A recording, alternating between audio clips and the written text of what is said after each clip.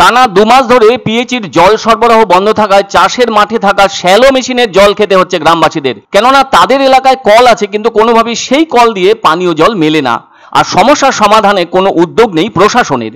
এদিকে বৈশাখের গরমে পানীয় জল সংকটের চরম সমস্যায় মালদার হরিশ্চন্দ্রপুর 1 ব্লকের মহেন্দ্রপুর গ্রাম পঞ্চায়েতের নাজিরপুর গ্রামের মানুষজন। ফলে রবিবার সকালে পানীয় জলের দাবিতে গ্রামের রাস্তায় নেমে খালি বালতি হাতে নিয়ে বিক্ষোভে সামিল হলেন গ্রামবাসীরা। স্থানীয় সূত্রে জানা গেছে 1.5 বছর আগে ভিঙ্গল গ্রাম পঞ্চায়েতের বৈরাট জল সরবরাহ প্রকল্পটি চালু হয়। সেই প্রকল্প থেকে নাজিরপুর গ্রামের মানুষ পানীয় জল কিন্তু পাচ্ছিলেন।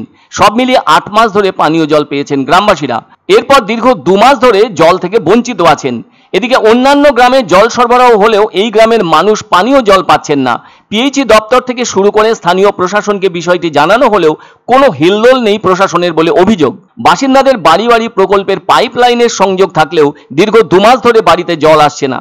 আসলে সরকারি নলকূপে আয়রন বেশি থাকার কারণে সেই জল পানের উপযোগীও নয়।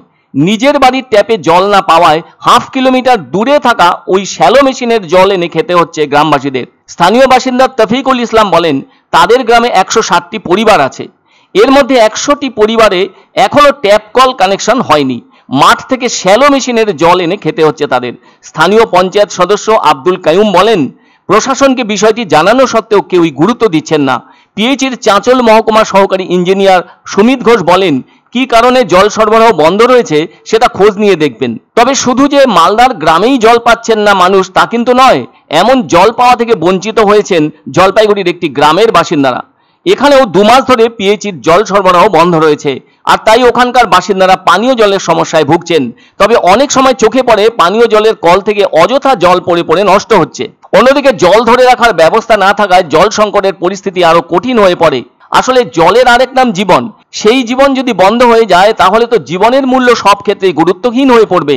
এমন বৈশাখী গরমের মধ্যে পানীয় জল না পাওয়া দারুণ কষ্টের। সেই কষ্টের অবসান হওয়া দরকার। তাই স্থানীয় প্রশাসন থেকে জল সমস্যার সমাধান দ্রুত করা দরকার। তা না হলে মালদার ওই গ্রামের মানুষজন এমন গরমে কঠিন পরিস্থিতির মুখে পড়বেন বলে মনে করছেন অন্যান্য গ্রামের বাসিন্দারা। শ্যালো মেশিনের মাধ্যমে যে জল চাষের জমিতে কাজে লাগে, সেই মেশিন থেকে জল এনে জল খাচ্ছেন নাজিরপুর গ্রামের মানুষজন। ফলে কঠিন জীবনের মুখে তারা। এখন কবে এই জল সংকট স্থানীয় প্রশাসন থেকে উদ্যোগ নিয়ে মেটাতে পারে, সেই দিকে তাকিয়ে ওই গ্রামের বাসিন্দারা। সময় মতো পানীয় জল না পাওয়া গেলে মানুষের জীবনে জল যন্ত্রণা তো দেখা দেবেই। অথচ তারা তো এদেশের নাগরিক, আবার বাংলার মানুষ, আবার এদেশের সরকার গড়ার কারিগর। সেই ভোটাররাই তাদের সমস্ত পরিবার সহ পড়েছেন সংকটে। এই সংকট মোচনের দায় তাহলে কার? সেই প্রশ্নটি স্পষ্ট হচ্ছে গ্রামবাসীদের সামনে। এখন ওই আর যাবো কোথায়? ওই না ওই সেলো পাশে মিনি চলছে, মিনিতে আনছে পানি। আমরা দাবি করছি না, আমাদের যেটা জল বন্ধ হয়েছে সেটা আমাদেরকে খোলা দেওয়া হোক। 2 মাস ধরে ওরা পাচ্ছে না। ওদের আমি টুটি থেকে আনছিলাম, ওরাও পাচ্ছে না, তো আমি কোথা থেকে আনবো? আমি মাঠ থেকে জল আনছি, ছেলের জল আনছি মাঠ থেকে। হ্যাঁ, আমি কি করবো তাহলে? আমাকে তো খেতে হবে। বাঁচবো কি করে? জল না খেলে তো বাঁচবো না।